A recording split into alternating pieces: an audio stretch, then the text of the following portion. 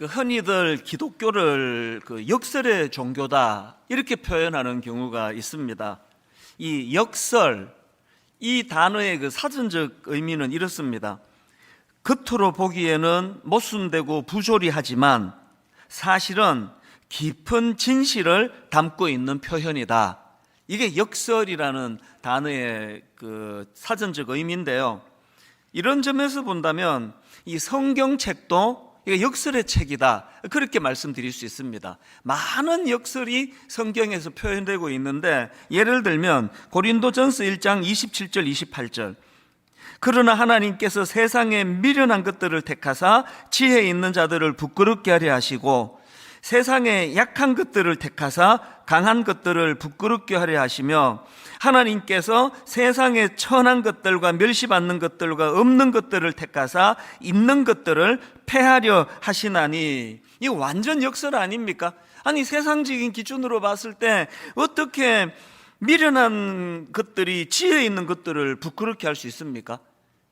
약한 것들을 택하여 강한 것들을 부끄럽게 하려 하신다는 이 하나님의 말씀은 우리가 알고 있는 이 세상적인 상식으로는 이게 말도 안 되는 이야기입니다. 그러면 왜 이런 성경은 역설을 기록하고 있느냐? 하나님 나름대로의 기준이 인간들이 늘 익숙하게 생각하는 그 기준과는 다를 때 사용하는 게 성경의 역설이라는 겁니다.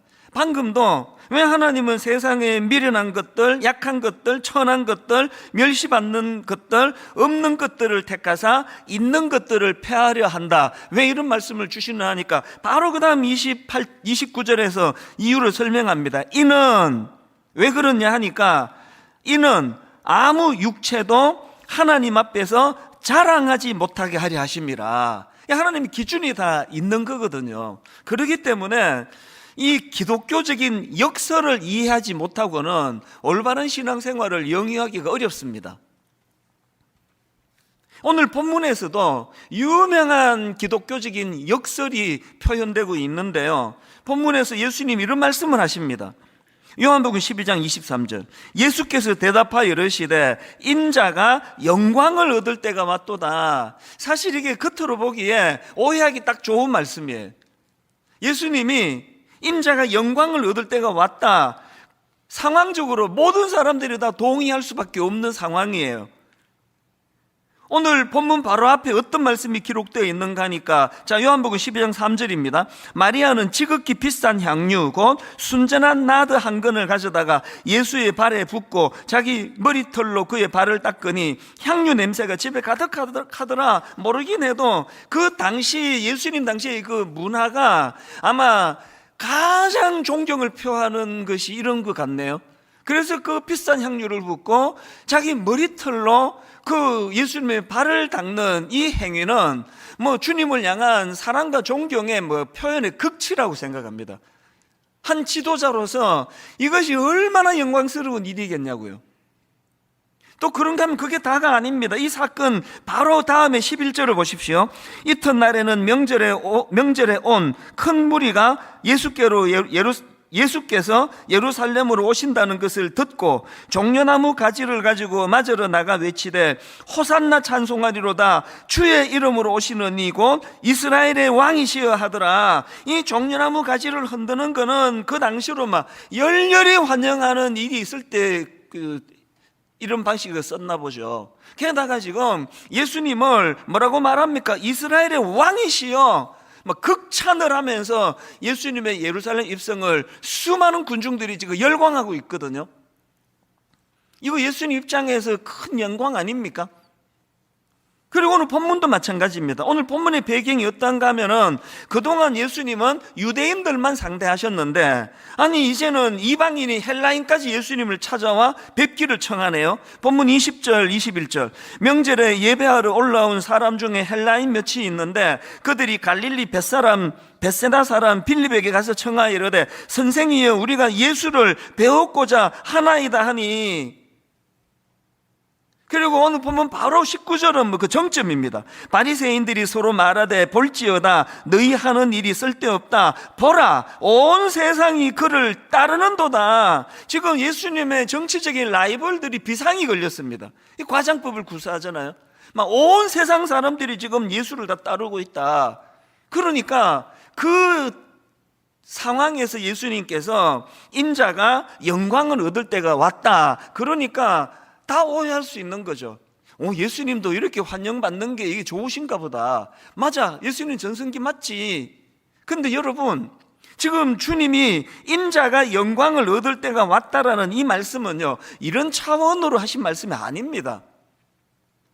어떤 상황에서 어떤 차원으로 하신 말씀이냐? 자, 23절, 24절을 연결해서 읽으면 이해가 쉽습니다. 예수께서 대답하여 이르시되 인자가 영광을 얻을 때가 왔도다. 그 다음 보세요. 내가 진실로 진실로 너희에게 이르노니 한 알의 밀이 땅에 떨어져 죽지 아니하면 한 알 그대로 있고 죽으면 많은 열매를 맺느니라. 지금 모든 사람들이 오해하기 쉬운 것이 그렇게 사람들이 열광하고 환영하고 그 여인이 그냥 옥합을 깨뜨려 붓고 머리털로 발을 씻고 하는 이거를 주님이 전성기나 영광이 왔다 이렇게 생각하시는 게 아니라, 여기서 예수님이 말씀하시는 인자가 영광을 얻을 때가 왔다는 말씀은 십자가의 죽으심을 예고하는 말씀이에요. 이 완전 역설 아닙니까? 뭐 우리 상식으로는 그 이해가 안 되는 거 아닙니까? 아니, 목회를 하는데 막 수많은 성도들이 열광하고 말씀 전하고 나면은 막 칭찬이 끊이질 않고 이게 영광이지. 그렇게 배척당하시고 조롱당하시고 십자가에서 그렇게 죽으시는 게 그게 어떻게 영광이 있냐고요. 그래서 역설인 거죠. 그래서 역설. 오늘 우리가 예수 믿는다 그러면서요, 이런 역설을 제대로 파악하지도 못하고 이해를 하지 못하고 자꾸 눈에 보이는 영광만이 영광이라고 그렇게 하고 신앙생활 하면은 그거는 반쪽짜리 신앙이에요. 예수 믿는다는 거는 이 세상에서 통용되는 그런 세상적인 가치관을 내려놓고 그 대신에 하나님이 제시하시는 새로운 가치관으로 무장하는 거, 이게 신앙생활입니다. 제가 이런 면에서 본문을 묵상하다가 지난 한 주 동안 계속 머리로 그 상상되는 게 하나 있었습니다. 저는 그 중고등부 사역을 오래 해가지고 이런 쓸데없는 상상이 많아요. 있지도 않은 일인데 그 어떤 상상인가 하니까, 여러분 예수님이 그 베드로를 부르실 때 그 장면 기억하시죠? 밤새도록 그물질을 했는데 고기 한 마리 잡을 수 없는 그런 상황에서 예수님께서 베드로에게 깊은 데로 가서 그물을 내려라. 그래 그 말에 순종했더니 막 그물이 찢어질 정도로 고기가 잡혔잖아요. 거기에 막 베드로가 압도가 돼가지고 바로 이제 주님을 따르게 됐는데요. 그물을 버려두고 주님을 따랐는데, 지난주 내내 떠올랐던 상상이 뭐냐 하니까, 이렇게 베드로가 주님을 따르면서 계속 주님 따라다니면서 하는 말이 쪼르는 거예요. 예수님 나랑 동업합시다. 그 하나님 나라 이런 어려운 얘기 하지 마시고 나랑 동업합시다. 그래서 주님은 그냥 고기 있는 곳 맥만 짚어주시면 나머지는 다 내가 하겠습니다. 그래서 50대 50으로 나눕시다. 이 장면이 자꾸 있지도 않은 일인데 상상이 되는 거예요. 이거 되게 웃기는 이야기 아닙니까? 왜 이게 자꾸 제 머리에 상상이 됐을까요? 오늘 여러분, 제가 상상했던, 지난 한 주간 상상했던 이런 식으로 신앙생활하는 사람이 생각보다 많습니다. 지난 금요 철학기도 때 계속 주님께 쪼르면서 기도하신 분들, 다 그 얘기 아닙니까? 주님 복 주시면 반반씩 나눕시다. 그래서 내가 헌금도 많이 하고, 우리가 구하는 게 사실 이런 저의 그 말도 안 되는 상상에 가깝게 신앙생활하는 분들이 많습니다. 계속 주님께 쪼르는 게 그게 기도인 줄 알고. 여러분, 기도는요 그런 식으로 막 그냥 자기 생각으로 쫄라대는 게 그게 기도가 아니고요, 새로운 가치관이에요. 그냥 뭐 예수님 만났더니, 그래서 예수님이 제 베드로를 부르시면서 하신 말씀이 마태복음 4장 19절입니다. 말씀하시되 나를 따라오라, 내가 너희를 사람을 낚는 어부가 되게 하리라. 이건 차원이 다른 이야기예요. 예수님 만나서 고기 잘 잡게 됐다, 예수님 만나가지고 이제 뭐 좀 돈 좀 벌었다, 이런 것과는 차원을 뛰어넘는 이야기예요. 완전히 다른 차원의 이야기 아닙니까? 그래서 저는 김구원 교수님의 글 굉장히 와닿았습니다. 한번 들어보세요. 세상은 자꾸 우리를 작게 만들려고 한다. 세상은 우리를 작게 만들려고 한대. 그 다음 보세요. 겨우 내 한 몸 먹고 살고 내 한 가족 먹여 살리는 삶이 우리의 목표가 되게끔 세뇌한다. 이런 1인분의 삶을 목표로 하는 사람들은 복음이 가르치는 포기와 복음이 가르치는 어둠의 역설을 절대로 실천할 수 없다. 이 대목 다시 들어보세요. 이런 1인분의 삶을 목표로 하는 사람은 복음이 가르치는 포기와 복음이 가르치는 어둠의 역설을 실천할 수 없다. 계속 1인분의 삶. 그래서 아버지 좀 고기 잘 잡히는데 가르쳐 주세요. 뭐 헌금도 많이 드릴게요. 5대5로 합시다. 6대4 드릴게. 이게 신앙이 아니라는 거예요. 신앙은 이런 1인분의 삶을 뛰어넘는, 그동안에 내가 추구하던 1인분의 삶을 뛰어넘는, 그래서 복음이 가르치는 포기, 복음이 가르치는 어둠의 역설, 이걸 추구하는 게 신앙생활이라는 겁니다. 오늘 본문도 이런 차원으로 보셔야 됩니다. 25절을 보십시오. 자기의 생명을 사랑하는 자는 잃어버릴 것이요 이 세상에서 자기의 생명을 미워하는 자는 영생하도록 보존하리라. 한 알의 밀이 땅에 떨어져 죽지 않으면 하늘 그대로 있고 죽으면 많은 열매를 맺는다는 말씀을 주신 바로 다음에 우리에게 하시는 권면 아닙니까? 이걸 여러 갈래로 의미를 부여할 수 있지만 저는 가장 큰 의미 부여는 권리 포기라 생각합니다. 권리 포기. 예수님이 십자가에서 보여주신 그 모습이 하나님의 아들로서의 권리 포기. 제가 한 2, 3년 전인데요, 성탄절을 앞두고 그 본회프와 함께 기다리는 성탄이라는 이 묵상집을 가지고 이제 묵상을 했던 적이 있는데, 저는 그 책에 나오는 말구유와 십자가라는 제목의 글을 잊을 수가 없습니다. 내용 한번 들어보십시오. 본회프가 이런 말을 해요. 복음서는 그리스도를 기다리는 우리에게 두 장소를 지목합니다. 그 한 곳은 말구유입니다. 말구유는 어떤 곳입니까? 낮은 곳입니다. 춥고 냄새나는 곳이지요. 아무리 가난한 사람이라도 따뜻한 방에서 태어납니다. 말구유는 버림받은 장소입니다. 사람의 장소가 못 됩니다. 이게 말구유의 상징이고요. 그 다음부터 들어보세요. 또 한 곳은 십자가입니다. 십자가는 죽임당하는 장소입니다. 가장 흉악한 죄수를 가장 참혹하게 죽이는 형틀입니다. 도저히 사람이 있을 곳이 아닙니다. 하물며 하나님의 아들에게는 전혀 어울리지 않는 장소입니다. 하물며 하나님의 아들에게는 전혀 어울리지 않는 장소. 이게 십자가. 그리고 이게 말구유라는 겁니다. 그 다음도 들어보세요. 그곳은 하나님의 장소가 아니라 하나님 없는 장소입니다. 버림받은 장소입니다. 그런데 우리의 그리스도는 말구유에서 태어나셨고 십자가에서 죽으셨습니다.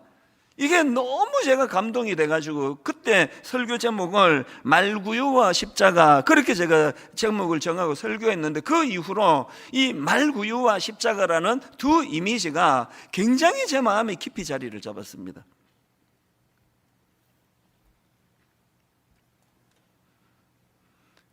예수님은 말구유에서 태어나셨고 십자가에서 생을 마감하셨습니다. 이 땅에서. 그래서 저는요, 우리 기독교의 이미지를 뭘로 구축할까 할 때 저는 이 두 가지라 생각해요. 우리 기독교의 이미지는 말구유와 십자가예요. 이게 이 땅에 오신 예수 그리스도의 권리 포기를 상징하기 때문입니다. 제가 오늘 설교 제목을 좁은 길을 걸어도 행복한 삶 이렇게 잡았는데, 이것도 역설 아닙니까? 아니, 성공적인 삶, 넓은 삶, 많은 사람이 열광하는 그 길이 그게 행복한 길이지, 아니 무슨 좁은 길을 걷는데 이게 행복한 삶이냐고요. 근데 여러분, 우리가 바로 이 설교 제목을 구현해내야 될 책임이 있다는 거예요. 이 역설. 예수님께서 그 무거운 십자가의 길을 앞에 놓고 인자가 영광을 얻을 때가 왔도다. 그 여인의 그 엄청난 그 옥합을 깨뜨리는 헌신보다도 수많은 사람들이 종려나무 가지를 흔들며 왕이라고 열광하는 그 순간보다도 예수님이 생각하시는 영광은 하나님 아버지 말씀에 순종하며 사명을 다하는 십자가의 길이다. 제가 대형교회 목사가 돼가지고 끊임없이 싸워야 되는 지점이 저는 이거라고 생각합니다. 왜? 저는 환영받고 열광하고 대접받고 과장스럽게 좋은 목사라고 이야기 듣는 그게 제게 영광이거든요. 그게 제 부인할 수 없는 본능이기 때문에 끊임없이 싸워야 돼요. 할 수 있는 으로 내가 누릴 수 있는 권리를 조금이라도 포기하기 위하여, 조금이라도 내려놓기 위하여 참 계속 기도하며 몸부림치는, 이게 저는 목회자의 길이라 생각하거든요. 그것도 억지로가 아니라 기쁘게, 즐겁게, 행복하게. 그래서 오늘 저와 여러분 모두가 구현해내야 되는 이 좁은 길을 걸으면서도 행복하게 걸을 수 있도록 두 가지 진짜로 기억해야 될, 꼭 해야 될 두 가지를 전하고 싶은데요. 여러분, 좁은 길도 행복하게 걸을 수 있기 위해서 첫째로 뭘 해야 되느냐? 권리 포기를 선언하셔야 됩니다. 그리고 그것을 실천하셔야 됩니다. 권리 포기 실천하기. 25절, 자기의 생명을 사랑하는 자는 잃어버릴 것이요, 이 세상에서 자기의 생명을 미워하는 자는 영생하도록 보존하리라. 여기 보면은 자기 생명을 사랑하는 자, 또 자기 생명을 미워하는 자, 이렇게 되어 있는데요, 그 앞에 나오는 자기 생명을 사랑하는 자, 제가 이 말씀을 묵상하다가 예전에 읽었던 책 제목 하나가 떠올랐습니다. 제목이 이래요: 나만 잘되게 해주세요. 이거는요, 이제 그 저자가 이게 한때 그 인터넷에 떠돌던 어린아이의 이게 그 새해 소원을 적은 거래요. 저도 이제 그 아이의 새해 소원을 적은, 소망을 적은 글을 제가 봤거든요. 보니까 뭐 이게 한 초등학교 한 3, 4학년쯤 됐을까요? 그렇게 떠돌던 그 어린아이의 새해 소망에서 이 책 제목을 따왔는데요, 이 아이의 글을 제가 읽어보니까 진짜 재미있는 거는 그 다음 나와요. 제가 그 내용을 다 풀로 읽어드릴게요. 제목이 이렇습니다. 그 아이의, 그 어린아이의 새해 소망, 이렇게 적었습니다. 나만 잘되게 해주세요. 꼭 나만. 그러니까 뒤에 이게 또 붙어 있어요. 여러분, 이 어린아이가 그럼 뭘 알아서 이런 소원을 썼겠냐고요? 왜 자기만 잘되게 해달라 이런 새 소원을 썼겠냐고. 왜냐하니까 얘가요, 태어나서 그때까지 계속 세상이 쇠뇌하는 이야기가 그거 아닙니까? 철저한 자기중심의 삶, 누구야 어떻게 되든 상관없이 철저한 자기중심의 삶, 이런 집착을 내려놓는 걸 주님이 우리에게 요구하고 계시다는 거예요. 자, 그러면 그 뒤에 나오는 자기의 생명을 미워한다는 말씀은 무슨 뜻인가? 그 미국의 존 파이프 목사님의 설명을 들어보십시오. 이 생명을 미워한다는 거 이렇게 설명합니다. 이 세상에서 자기의 생명을 미워한다라는 말씀은 이 세상에서의 당신의 삶을 위해 너무 많이 생각하지 마라, 이런 뜻이 포함되어 있습니다. 이게 참 의미가 있습니다. 이 세상에서 자기 생명을 미워한다라는 말씀은 이 세상에서의 당신의 삶을 위해 너무 많이 생각하지 말라는 뜻이 포함되어 있습니다. 다시 말해, 이 세상에서 당신의 삶에 일어나는 일들은 그다지 중요하지 않다는 말입니다. 다른 사람들이 당신에 대해 좋게 말한다 해도, 혹은 당신을 미워한다고 해도 이는 그다지 중요하지 않습니다. 당신이 많은 것을 가졌다 해도, 혹은 당신이 적게 가졌다 해도 이는 그다지 중요하지 않습니다. 당신이 유명하거나 유명하지 않는 것도 이는 그다지 중요하지 않습니다. 무슨 뜻인지 아시겠죠? 이 세상에서 우리 삶에 일어나는 일들에 대하여 너무 많이 생각하지 말라는 거예요. 막 교회를 개척했더니 막 교회가 엄청 커졌네? 이는 그다지 중요한 게 아니라는 거예요. 과도한 자기 집착에서 벗어나라는 그런 말씀 아닙니까?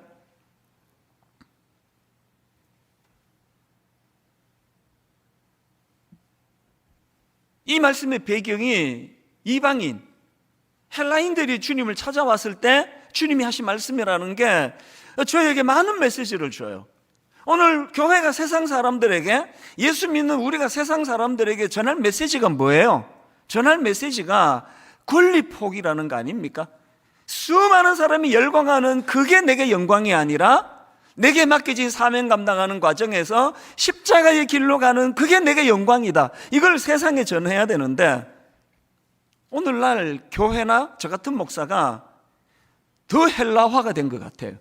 헬라 사람들의 철학과 그들의 지식과 그들의 지혜를 구하는 그것과는 완전히 차원이 다른 예수 그리스도의 새로운 대안을 우리는 전해야 되는데, 우리가 세상 사람들한테 십자가 지는 게 그게 우리의 영광이다 그러면 하여튼 예수 믿는 것들 입만 살아가지고 포기라고는 할 줄 모르는 것들이 말은 저렇게 잘해요. 이게 우리의 부끄러움 아닙니까? 여러분, 저와 여러분이 바로 이 주님이 말씀하시는 이 권리 포기, 이 땅에서 자기를 너무 소중히 여기지 않는 태도, 이거를 인식하는 거, 이거를 실천하는 삶, 이게 우리의 숙제라 생각합니다. 그런가 하면은 두 번째로 저나 여러분 모두가 좁은 길도 행복하게 걸을 수 있기 위해서 해야 되는 두 번째가 뭐냐? 그 권리 포기를 통한 열매 맺기를 추구하는 삶이에요. 24절입니다. 내가 진실로 진실로 너희에게 이르노니 한 알의 밀이 땅에 떨어져 죽지 아니하면 한 알 그대로 있고 죽으면 많은 열매를 맺느니라.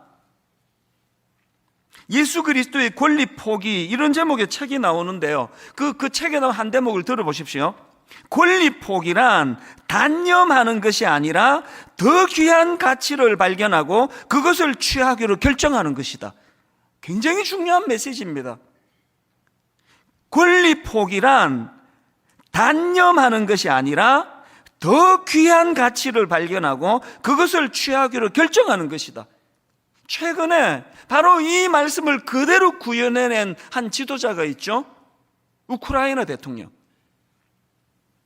연일 지금 이분에 대한 세계가 지금 찬사하는 그런 글들이 지금 쏟아지고 나오는데요. 뉴스가 나오는데, 여러분 다 아시겠지만 이 우크라이나 대통령은 코미디언 출신의 대통령이라고 조롱당하던 사람이에요. 그때 우리나라 막 사람들도 그런 글을 쓰고 했던 기억이 나거든요. 그렇게 조롱당하던 코미디언 출신 우크라이나 대통령에게 완전히 반전이 일어나가지고 지금요 세계가 이 사람을 칭찬해요. 지도자 자격이 있다. 반전이 어디서 일어났는지 아시죠? 러시아가 우크라이나를 침공하고부터 이제 미국이 계속 권했다 그러잖아요. 대피하라고, 해외로. 그것을 단호하게 거절하고 이 대통령이 한 말이 멋있습니다. 나에게 필요한 것은 탈출을 위한 탈 것이 아니라 탄약입니다. 제가 뉴스를 보다가 참 감동했던 것도 그거예요. 우크라이나 대통령이 이미 해외로 도망갔다, 그런 소문이 막 퍼지고 있을 때 대통령이 그 수도에서 셀카봉을 들고 나 아직 여기 있는데, 국민이 원하는 지도자가 이런 모습이구나, 굉장히 많은 걸 느꼈어요. 그리고는 대통령이 해외로 탈출하라는 미국 측의 그 조언을 듣지 않고 그게 현장에 남아가지고 진두지휘를 하니까 러시아가 공격할 때 이거 한 며칠이면 이거 점령할 수 있다 그랬는데 지금 그게 안 이루어지잖아요. 대통령을 중심으로 모든 국민들이 한 마음이 돼가지고 저항을 하니까요. 바로 이 말씀이 구현된 거 아닙니까? 아까 주님께서 주셨던 말씀 그대로예요. 내가 진실로 진실로 너희에게 이르노니 한 알의 밀이 땅에 떨어져 죽지 않으면 한 알 그대로 있고 죽으면 많은 열매를 맺느니라. 오늘 저와 여러분 그리스도인들이 추구하는 거는 그저 권리 포기는 뭐를 단념하는 게 아니에요. 더 귀한 가치를 발견하는 거예요. 열매 맺는 겁니다.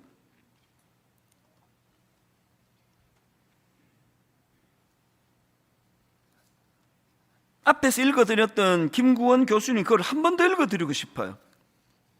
세상은 자꾸 우리를 작게 만들려고 한다. 겨우내 한 번 먹고 살고 내 한 가족 먹여 살리는 삶이 우리의 목표가 되게끔 세뇌한다.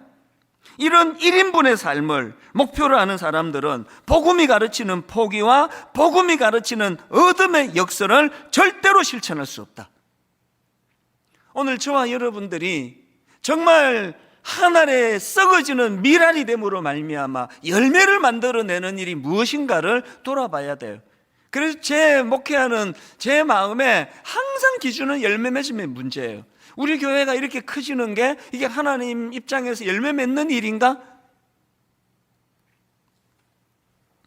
1만 성도 파송 운동을 앞두고 누가 저보고 1만 성도 파송 운동을 한마디로 정의해 주세요. 그렇다면은 저는 이렇게 정의할 것 같아요. 1만 성도 파송 운동은 권리 포기라는 희생을 통한 열매 맺기 운동입니다.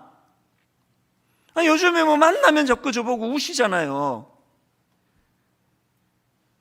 그렇게 우시면서 정말 발이 안 떨어진다고 수많은 글들을 메일을 저한테 보내주시면서 아니 이거 떨어지지도 않는 발을 당연히 여러분은 분당 우리 교회 등록 교인인데 이 교회를 지키고 있을 권리가 있는데 그렇게 그냥 낯설고 그 어색한 그곳을 향해 우시면서 왜 가야 되느냐고요. 그래서 저는 개인적으로 만나면 계속 말씀드려요.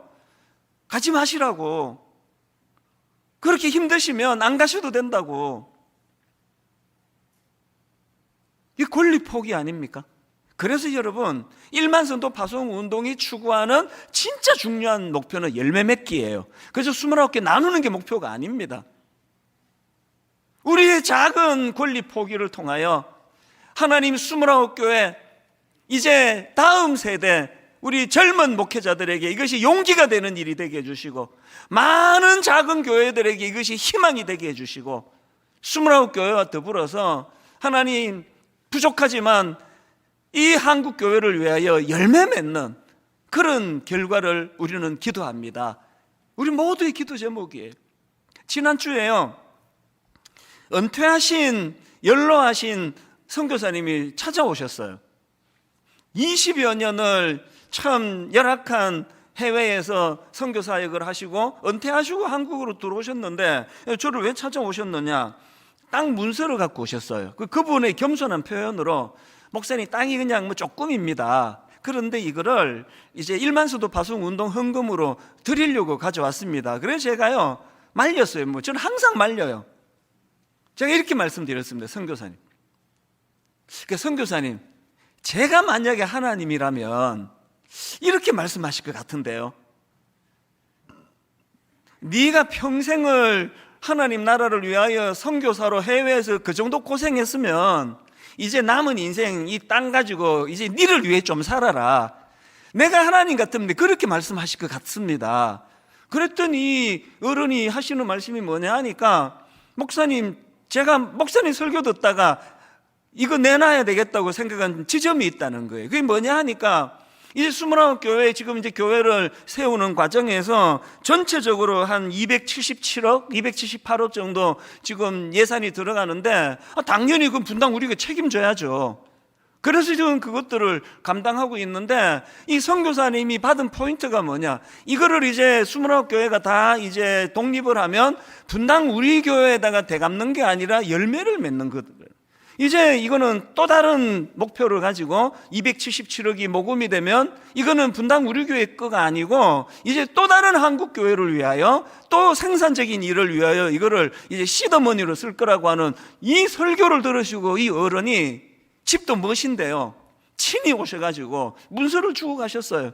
뭐 이런저런 뭐 상황 때문에 이제 되돌려 드렸지만 이건 뭐 받은 거나 다름없습니다. 마음에 너무 감동이 되는 거예요. 오늘 여러분, 우리가 뭐 작은 거 희생해서, 우리가 이런 권리를 포기해서, 우리가 뭔가 누릴 수 있는 걸 조금씩 양보해서, 그래서 이것이 하나님 나라의 열매를 맺는 결과가 된다면 이게 예수님이 말씀하시는 내 영광의 때가 왔도다. 오늘 저는 결론을요 두 균형 이야기를 드리고 이제 말씀을 맺으려고 하는데, 첫 번째 균형은 고린도전서 9장 26절 27절. 그러므로 나는 다름질하기를 향방 없는 것 같이 아니하고 싸우기를 허공을 치는 것 같이 아니하며, 그 다음 보세요. 내가 내 몸을 쳐 복종하게 하면, 이게 여러분 우리가 목표를 향해 달리는데 끊임없이 내 자아와 싸워야 된다고 사도 바울 이런 표현을 쓰는데, 내가 어느 글에 보니까 여기서 말하는 내 몸을 친다는 이 표현은요, 그 당시 격투기 용어를 해요. 이제 막 그냥 그 우락부락한 그 두 격투사들이 이제 상대방을 한 방에 때려 눕히기 위하여 주먹을 휘두르는 그 행위가, 이게 내 몸을 친다라는 의미래요. 제가 그 글을 읽으면서 야, 이거 정말 내 자아를 격투기처럼 해가지고 못 이긴다, 이길 수 없다, 못 이기잖아요. 우리 자아를 이길 수 없습니다. 이게 첫 번째 드리고 싶은 말씀이에요. 그런가 하면 이제 오늘의 결론으로, 두 번째 말씀이 결론인데요, 지난주에 제가 겪었던 말씀을 드리고 결론을 맺으려고 하는데요, 지난주 제가 이제 우리 딸아이가 확진이 돼가지고 짐 싸들고 이제 한 주간 유리방황했다고 제가 웃으면서 이 말씀을 드렸잖아요.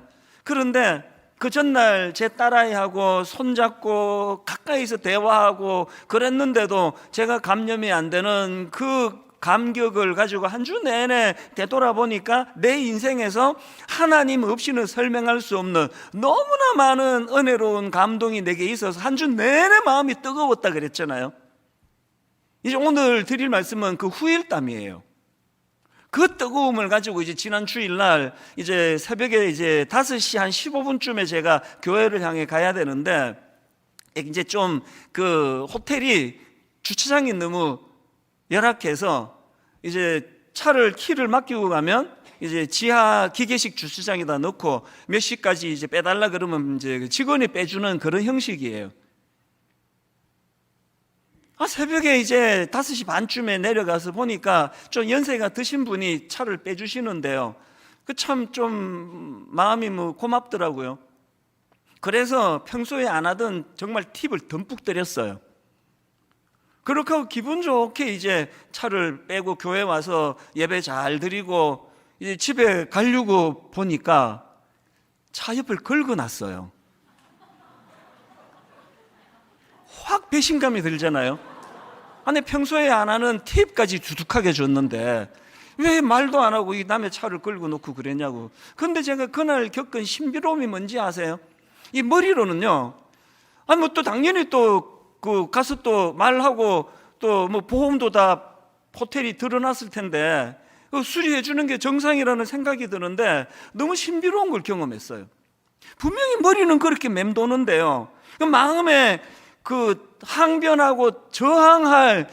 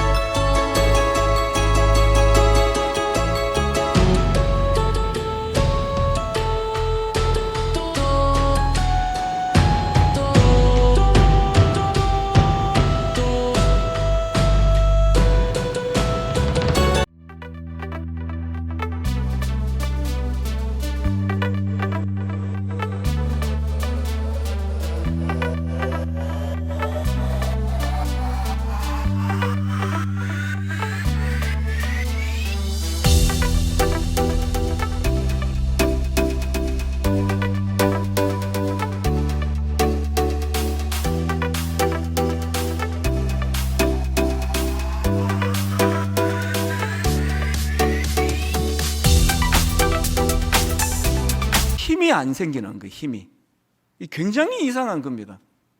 그리고 그분에 대하여 괘씸한 생각도 안 들고요, 이것도 내가 갖고 가서 또 내 권리 주장하고 그러면 저 나이 드신 저분이 또 감점이라도 당하면 어떡하나, 이걸 오지랖이라 그러잖아요.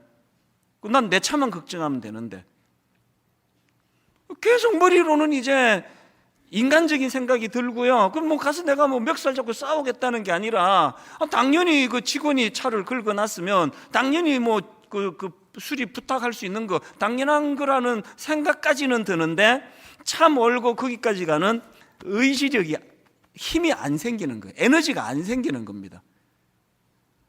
뭐 모든 분들에게 이렇게 하라는 뜻도 아니고요. 그리고 막 심각하게 막 그냥 막 차를 다 망가뜨린 것도 아니에요. 그냥 끌고 났을 뿐이에요. 제가 깨달은 게 뭔지 아십니까? 그 주간에 제가 거기서 은혜를 받았잖아요.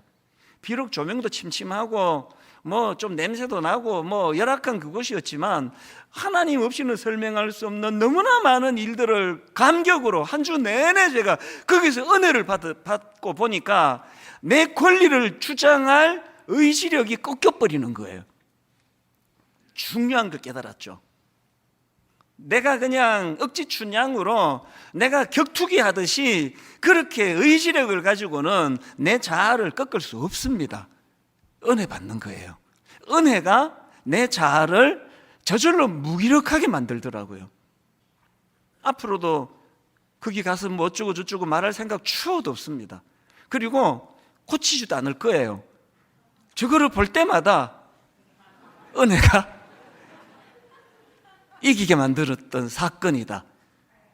제게는 너무 감동이에요. 내 그럴 수 있다는 게 감동입니다. 오늘의 결론이 그거예요.